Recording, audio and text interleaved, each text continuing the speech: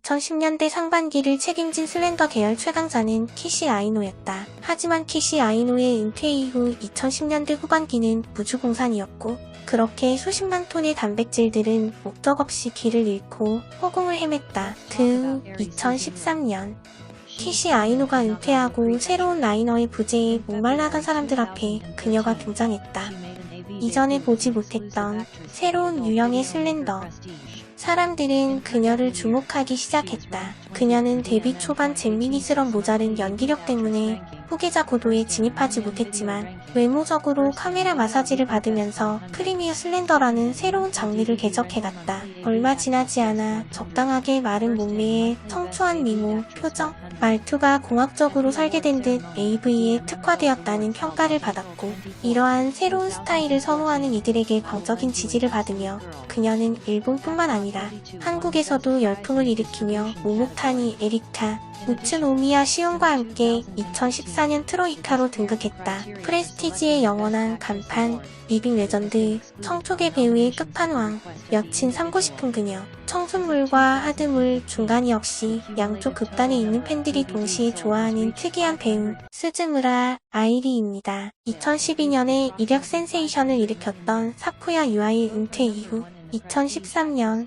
슬렌더계의 초신성 아이리가 데뷔했다. 작품의 이름이 점점 고조되는 툭전혀 시리즈로 기존 사쿠야 유아의 작품과 비슷한 컨셉으로 데뷔하면서 포스트 사쿠야 유아로 주목을 받았다. 데뷔 동기는 이사 비용을 마련하기 위해서였다고 하는데 그래서인지 데뷔 초반 인터뷰에서는 아예 이사 비용 다 모이면 그만둘 거야? 라는 질문에 응이라고 대답하기까지 했다는데 실제는 대학 입학 후 학교 생활과 병행할 수 있는 일자리를 찾고 있는 도중 길거리에서 스카우터에게 캐스팅 제의를 받았다고 한다. 모델 일과 비슷한 게 있다는 스카우터의 말에 넘어가버린 아이리는 이번 기회에 답답할 정도로 낯가리는 자신의 성격을 바꿔보자는 결심을 했다. 대부분의 AV 배우들이 인생 풍파를 거치고 난 다음 업계에 입문하지만 아이리는 이렇게 사연이라는 게 없다. 신인 때는 수줍어서 고개도 못 들었을 정도였다. 데뷔 때부터 날씬한 체형이었지만 작품이 나올수록 말라가고 있어 팬들의 걱정을 사고 있다. 슬렌더 체형의 키가 152cm로 상당히 작지만 비율이 좋은 편이다. 모 작품에서 쌩얼이 공개된 후 팬 중 절반이 떨어져 나갔다는 설이 있다. 심한 화장발에 분화구 피부, 극단발의 엉망스러 스타일로 이를 통해 AV 배우에게 눈화장이 얼마나 중요한가를 알 수 있는 교보제라는 이야기도 있다. 모두의 염려 덕분인지 외모는 마사지가 되어갔고 지금은 사기 표지의 원산지로 유명한 프레스티지 내에서도 눈웃음 포인트 하나로 하얗고 청초한 외모의 원탑이 되어 팬들을 노도와 같은 환호성을 지르게 만들었다. 그렇게 최대의 입덕 포인트인 눈웃음으로 아이리는 일약 네임드가 되었고 이 수줍은 눈웃음과 숙맥인 듯한 수줍은 표정이 더해져 아이리의 AV 배우답지 않은 모습은 장점으로 승화되기에 이른다. 하지만 이런 눈웃음을 지으며 의외로 하드한 플레이가 많아서 보는 사람이 불쌍하다고 여길 정도로 혹사당하는 편이기도 하다. 작품마다 매번 부끄러움을 많이 타고 낯가림이 심한 모습으로 답답하다는 반응과 귀엽다는 반응이 양립해 있다. 일주일에 몇 회 정도 하는 것이 좋아요? 가능하면 일주일에 1회도 하고 싶지 않아요. 항상 수줍은 듯 작품을 찍는다. 성격 자체가 의욕이 적고 수동적인데 이것이 AV 배우라는 직업군에서 드물 수밖에 없는 청초한 스즈무라 아이리의 이미지를 구성하고 있다. 대외 활동도 대단히 꺼리면서 DMM 2015 AV 어워드 최우수 여배우상 후보에 올랐을 때 본인이 고사하여 후보에서 자진 하차하였다. 시미케는 스즈무라 아이리에 대해 너무 내성적이다.